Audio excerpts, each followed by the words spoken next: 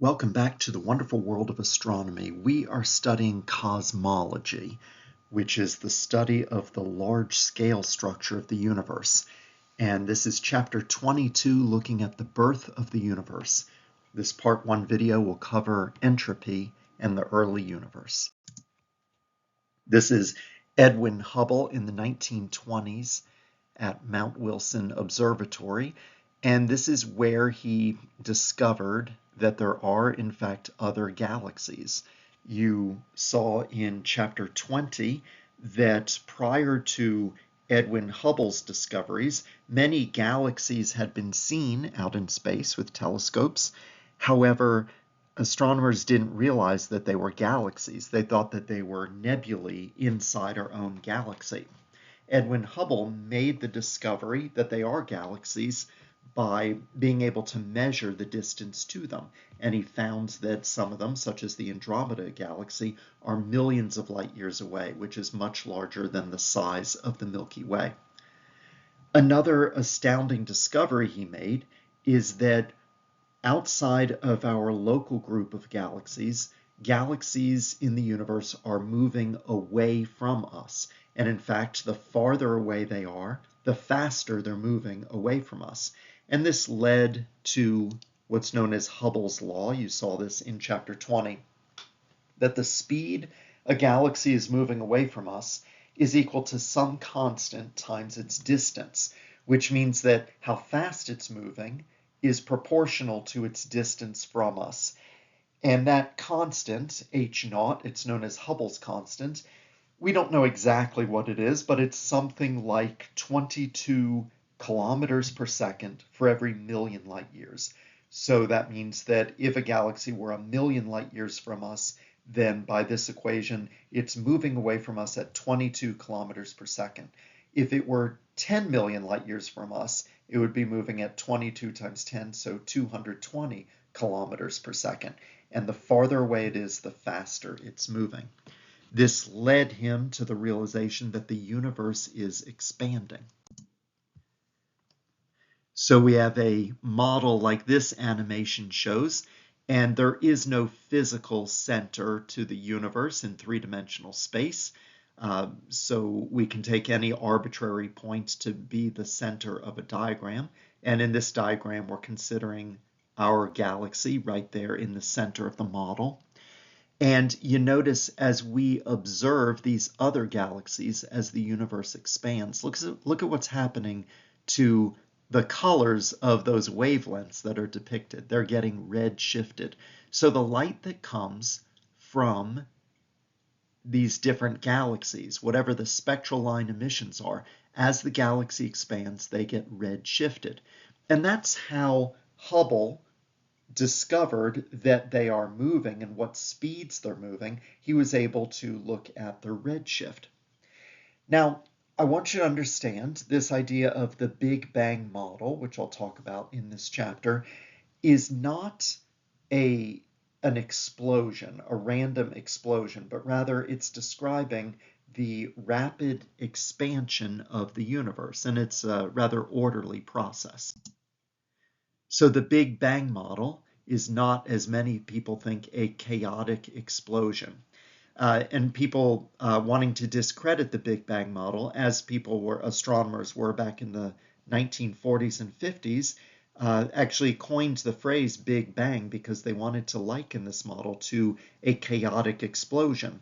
And the reasoning was, are we led to believe, should we believe that all of the order that you see in the universe came from a chaotic explosion? But no, that's not what the Big Bang model is. So it's not describing an explosion, a chaotic explosion like what you see in this video here, but rather it's a rapid expansion. It's a highly ordered expansion of the universe. So the Big Bang model describes a highly ordered rapid expansion of the universe. Now, as we think about the expansion of the universe, the idea is that the universe was once in a highly ordered state. In fact, it was in the most order when it was first created, and it continues to a state of increasing disorder. And when we talk about disorder, the idea in physics, the word is called entropy. It's a measure of disorder in a system. And you look at this picture of these blocks, and somebody put a lot of work and time into building them up. And it's so easy, as you can see in the video, just to knock it down. It's much easier to build something up in an orderly creation, as the tower is, than to knock it down. Or it's so much harder to build it up than to knock it down.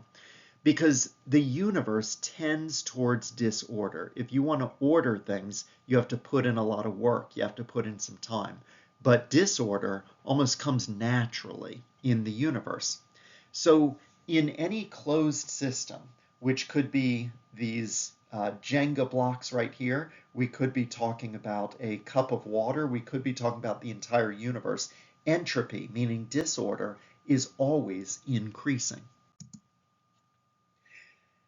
A quick example of that the universe naturally goes from order to disorder, you can start with 2 cups of water. One is hot water, one is cold water. And there is some order in there. And there's some useful order. Practically speaking, if you want hot water, maybe to make tea or coffee, you know to go to the cup on the left. If you want cold water to drink, you know to go to the cup on the right. There is order that's right there. Now, if we mix these two, if we let them come into contact with each other, then that order will disappear. You'll have warm water. And that order isn't going to come back by itself. It's not naturally going to come back. Whereas a minute ago, you had hot and cold water separately, but we let them be in contact with each other, and now we have disorder. The system right there naturally went to disorder, and it will not naturally go back to order. It's not going to naturally separate the hot water to one side of the cup, the cold water to the other side of the cup. So entropy or disorder is always increasing. The universe is always going from order to disorder. Now, it is possible to take that warm cup of water and separate the hot and cold, and we can create order from it. However, what it takes to do that is to put some of the water on a stove or in a microwave, put some of the water in the refrigerator. Now, the running of the microwave, the running of the refrigerator, the electricity, the power it takes to do that, the energy maybe from the stove, all of that then has its own order to disorder going on. But in the end, whatever system you're describing, it always goes from order to disorder. You think about the Jenga blocks that I showed in a previous slide. You can make that go from disorder to order, so you can build it up, but it takes work. And the work that it takes to do that, the time it takes if a person is building those blocks up, it takes cellular function in that person's body. That takes breaking down food to get the energy. And so the system we're describing is no longer the Jenga blocks, but it's also the person and the food that that person ate. And so if you consider everything involved, order went to disorder. So the bottom line here is that entropy is always increasing. The universe is always going from a state of order to a state of more disorder. The idea that Hubble realized is that if the universe is expanding, then it's larger today than it was yesterday. And yesterday, it was larger than it was the day before. That's the nature of something that's expanding, which means that there was a time at which the universe was a zero size. If it's been expanding, there was a time that it began. So it came to the realization that the evidence was showing that the universe had a beginning. Now, this challenged many scientists' philosophies, which did not allow for a beginning of the universe, because many scientists of the day, you think about the scientific consensus that you often hear about in the news, the scientific consensus of the day was that the universe had been eternal. It had always existed. And since it challenged their philosophies, people often don't like their philosophies being challenged. And so many astronomers, many scientists resisted this idea of the universe having a beginning. And more than a decade before Edwin Hubble made this discovery, Albert Einstein, in his very famous general theory of relativity, he when mathematically describing the nature of the universe, which is space, time, gravity, everything involved, he actually predicted that the universe had a beginning. That's what his math equation showed. However, he believed, again, this is personal philosophy, he believed, as most scientists did at that time, that the universe did not have a beginning. And so he assumed that the math equations he was coming up with were in error, and he actually introduced what we today in physics call fudge factors, which means if the equation isn't working the way you think it should work, you throw in some extra things in there to make it work the way you know it should work. Well, he blundered, and he put in some things to the equation, some features into his equations that would correct it and show that the universe actually didn't have a beginning. And he was wrong. And decades later, towards the end of his life, he called that the greatest blunder of his career, that he had the fact that he had predicted the beginning of that the universe had a beginning in 1915, about a decade before Hubble made these discoveries, but he ignored what his equations were showing. I want to now talk about the conditions in the early universe. So we think about a time, and the evidence suggests strongly that the universe began about 13.8 billion years ago. So I want to show you what the evidence shows the early universe must have been like. So here we go. In the beginning of the universe, there was nothing that is a part of our universe that existed, meaning the features of our universe, planets, stars, energy, space, and time, matter, none of these things existed. So the universe came into being, it was created, and time and space began. Now, that isn't to say that there weren't other things going on in what we call supernatural outside of our universe. But this is the moment that when we think about the constraints of our universe and space and time as we know them, this is where it began, the beginning of the universe. So at this time, the evidence strongly suggests that the universe was infinitesimally small. So just think zero size. The early universe must have been extremely hot and dense, and this comes from computer models and just a lot of knowledge of physics that we have. When the universe, with all the energy that's in it, was made, it must have been very, very hot and dense as it was all tightly compacted. Now, I want you to remember, at this point, at the beginning, there weren't planets and stars, so I don't want you to think that all these planets and stars were all compacted. It was just energy. Remember that by Einstein's equation, E equals mc squared, there's an equivalence between energy and mass. So it was all in the form of energy at that time. We think that if you go back seconds since the Big Bang, and these are ridiculously small numbers on this logarithmic scale, so you think 10 to the 5th seconds, that's 100,000 seconds, where my marker is. Well, that's not ridiculously small. There's about 31 million seconds in a year. But you go back on this logarithmic scale, 10 to the negative 15, so that's a quadrillionth of a second. 10 to the negative 25, 10 to the negative 35, much, much faster than a blink of an eye. And we think that in those very early fractions of a second, the universe was a temperature of 10 to the 32nd Kelvin, and then it cooled down 10 to the 30th power, 10 to the 28th power as it cooled down. Now remember, temperatures we've been dealing with this semester so far, some of the hottest temperatures we've talked about have been the core of our sun, 15 million Kelvin.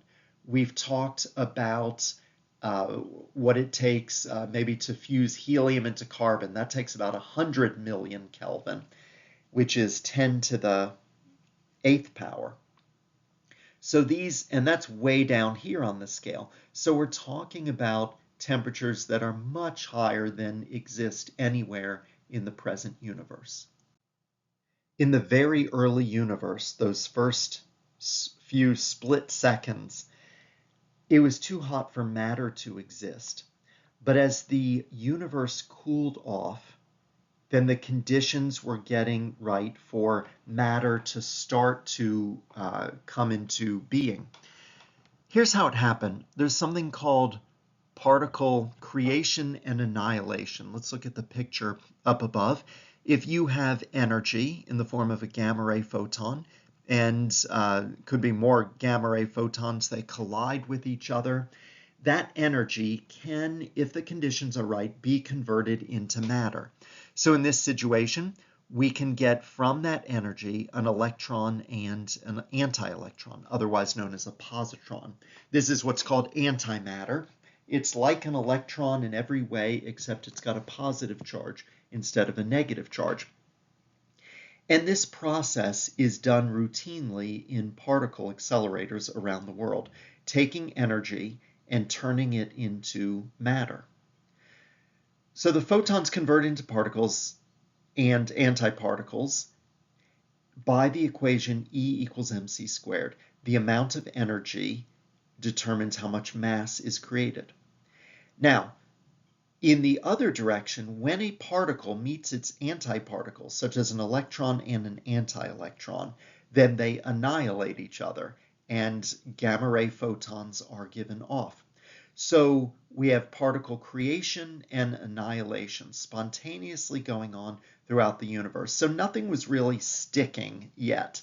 There was no permanent matter being created, but at least it's the beginning that we see of matter starting to come to be created. The early universe was full of particles and radiation because of its high temperature. In the universe currently, there are 4 known forces, and they are the strong force, electromagnetism, the weak force, and gravity. Let's review these. The nuclear strong force, you've learned about that. That's what keeps atomic nuclei together. It's what bonds protons and neutrons together. Electromagnetism is the repulsion or attraction between charges. Remember, opposite charges attract each other, like charges repel each other. There's the nuclear weak force that we have not gotten into in this class. And then there's gravity. Now, as we examine these 4 forces, physicists believe that in the early universe, the forces were unified, meaning when the universe was much hotter, and here you look at the temperature scale, 10 to the 15th Kelvin. So this would be as the universe aged, we go from right to left, from 10 to the 32 Kelvin, down to 10 to the 29th, down to 10 to the 15th. And we see evidence that these forces that we now recognize as 4 forces, that they were actually unified. And so this question, do forces unify at high temperatures? Yes, they do. And in fact, we have seen with experimentation in physics labs that if you can get a temperature high enough, beyond 10 to the 15th Kelvin, so 1 quadrillion Kelvin, that electromagnetism and the nuclear weak force are no longer 2 separate forces. Rather, they manifest themselves as just one force. It's called the electroweak force. And so that led physicists to wondering if at higher temperatures, such as exist in the early universe, is there a unification between the nuclear strong force and the electroweak force? And there is theorization that maybe they do. And so we don't actually have a legitimate, fully formed theory that they actually do, but there is speculation that perhaps they do. And that's what's called the grand unified theory. Again, it isn't a fully formed theory. It's maybe you can think of it as wishful thinking. It's a possibility. It's a hypothesis at this point that the strong force and the electroweak force at very high temperatures, about 10 to the 29th Kelvin, that they are just one unified force. And we call it the gut force, the grand unified theory force. So the idea behind this theory, this hypothesis, I should say, is that at very, very high temperatures in the early universe, there was this gut force. And then as the temperature cooled, it started to manifest itself in two different ways, as a strong force and an electroweak force. And then as the universe cooled further, the electroweak force manifested itself as two separate forces, electromagnetism and the weak force. Now, that leads physicists to wonder, is there something beyond the gut force? Is there, in the extreme early part of the universe, is there a super force? Something that binds together all these forces. And this isn't even, I'd say, at the hypothesis level, certainly not a theory. It is just extremely wishful thinking, because physicists and scientists like to look for simplicity in the universe. And so we really don't know. There is nothing, no experimental evidence to back this up. It is completely wishful thinking that maybe there is a super force. There is this idea in physics that we can have a simple set of equations that describe everything about the universe. And this is sometimes referred to as the theory of everything.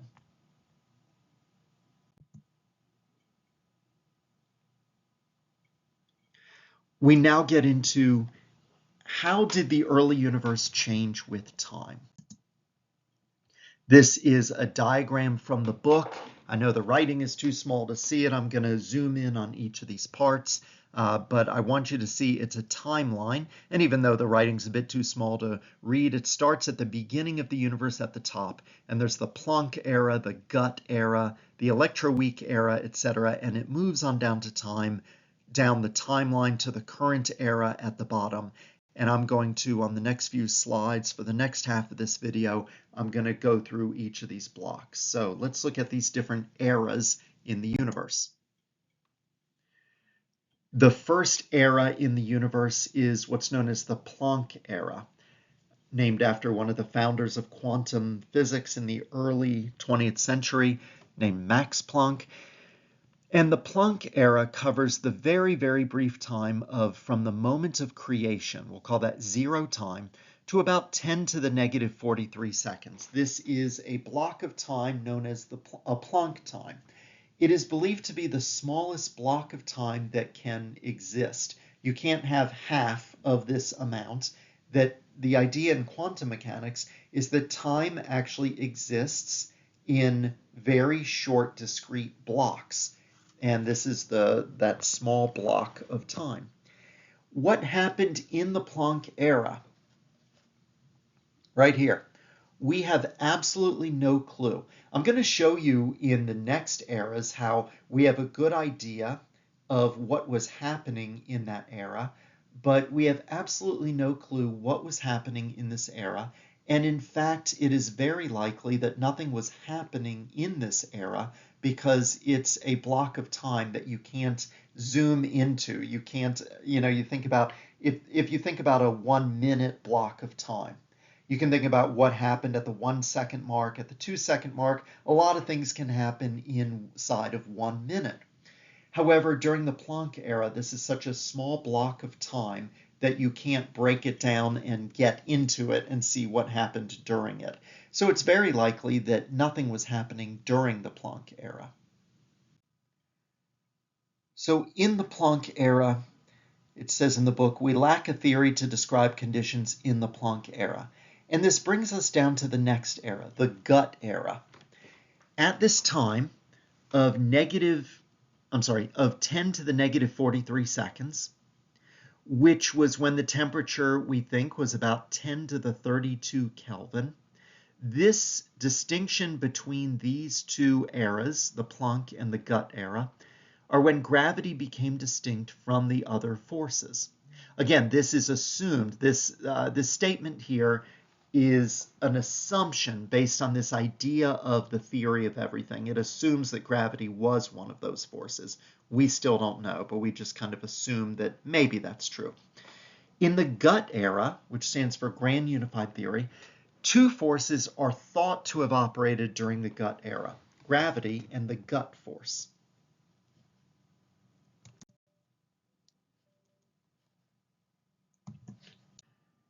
So here we are in the Gutt era, which stands for Grand Unified Theory, and it lasts from the Planck time, which is 10 to the negative 43 seconds, to the end of the Gutt era at 10 to the negative 38 seconds.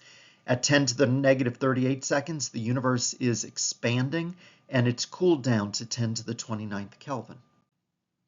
And here we are in the electroweak era, and this lasted from when the Gutt force ceased to exist at about 10 to the negative 38 seconds to when the electroweak force split up into the two different forces at about 10 to the negative 10 seconds.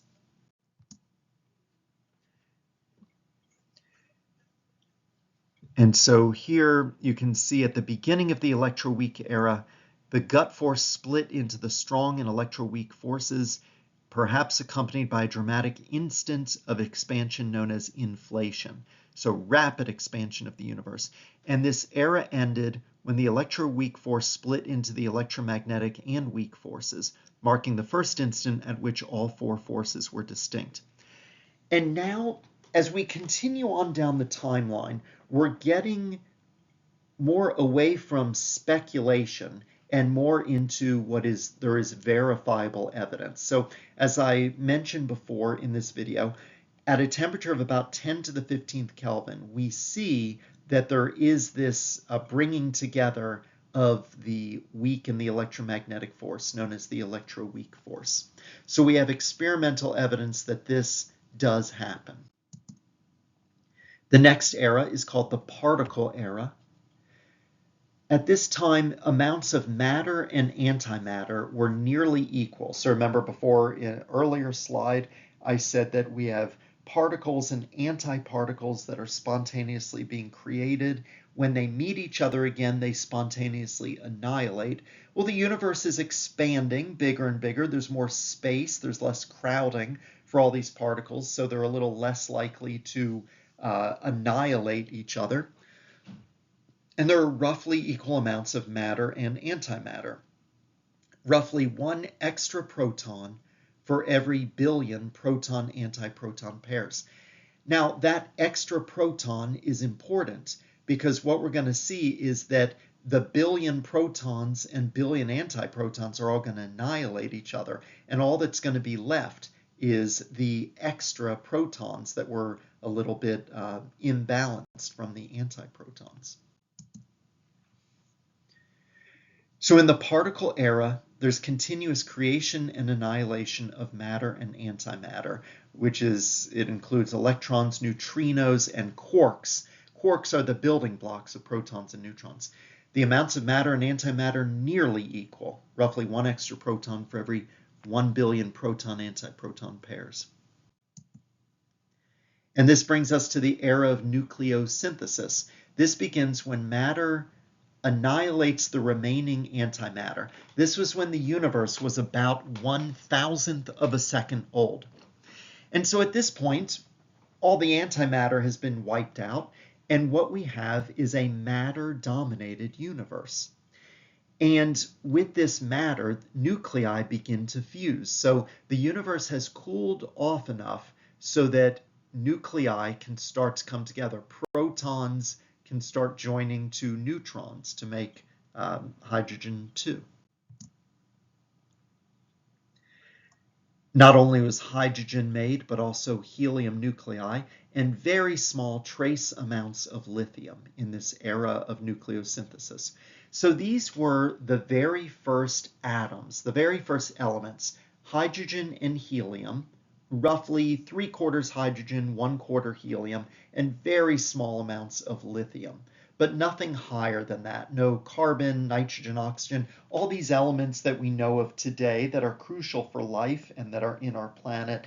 These are elements that were later on created inside stars.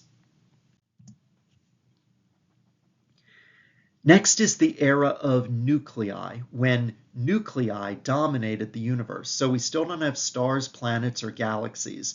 We're looking at a universe that is full of nuclei. Helium nuclei formed at about an age of maybe 3 minutes, and the universe became too cool for those helium nuclei just to spontaneously fall apart. You can see in this chart, I said 3 minutes, the book says 5 minutes, and the thinking on that goes back and forth, but you should know it's a few minutes. And look at here, when the universe about 1 billion Kelvin, fusion ceased, leaving normal matter 75% hydrogen and 25% helium by mass. Which brings us to the era of atoms. Atoms started to form when the universe was about an age of 380,000 years. And this is when electrons were able to join to nuclei to make actual atoms. So before this, it was just too hot, too much energy. So think about the universe was just one big plasma. It actually looked like the inside of our sun. Whole lot of hydrogen, helium, and electrons whizzing around, but now it's gotten cool enough.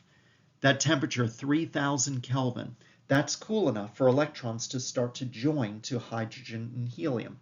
So when all those electrons found partners, they all joined onto atoms, then there was a lot of energy locked up in the universe that was bouncing between all these particles, and then suddenly it was released. So now you think in the current universe that light travels in straight lines. So when you look at something across the room, you know the direction it is because the light is coming to you from that object in a straight line. Back in the universe before this time, before the era of atoms, light was just ricocheting all around, bouncing between particles. But now finally the universe space became transparent as we know it is now, and light just went out in all directions. So when the universe was 3,000 Kelvin, or about an age of 380,000 years, neutral atoms formed, so electrons were joining the nuclei, allowing photons to travel freely through space. It says here the era of atoms lasted until stars and galaxies began to form. And so at about 1 billion years is what we call the era of galaxies. And in this era of galaxies, the galaxies formed, and then with that, the stars and all the processes that you've learned about in previous chapters. Here we are, the era of galaxies. Now we say it started at about 1 billion years, although the new James Webb Space Telescope that recently went into operation is able to look very far back in time, and it's able to see galaxies forming at a much earlier age, and we think we see galaxies forming as early as maybe 1/4 billion years, but the evidence, the data is still coming in. Here you see a picture of a galaxy far, far away, and it's zooming in right there. And the importance of looking at galaxies far, far away is that the farther away we look, the further back in time we're looking. So this is the desire, the goal of having more and more advanced telescopes to see the farthest away things, because to see the farthest away means to look the furthest back in time. And we're looking to see what was the universe like, what were galaxies like when they were first forming. So here is in one screen the layout of the universe. Here we have the moment of creation at 0 time, and we see the size of the universe. There's a rapid inflation, and it goes through the different eras, and eventually we get to the universe being about 13.8 billion years old, and here we have the galaxies that we have today. As we look back in time, which just means looking far away, we can see when the first galaxies were forming, there were not spirals and ellipticals. Those were things that evolved later. But what we see is these irregular galaxies in their first formation. Now, as time went on, later on, we see that they eventually settle into more discrete shapes like elliptical galaxies or spiral galaxies. That is the end of part 1, Entropy and the Early Universe. Have a great day.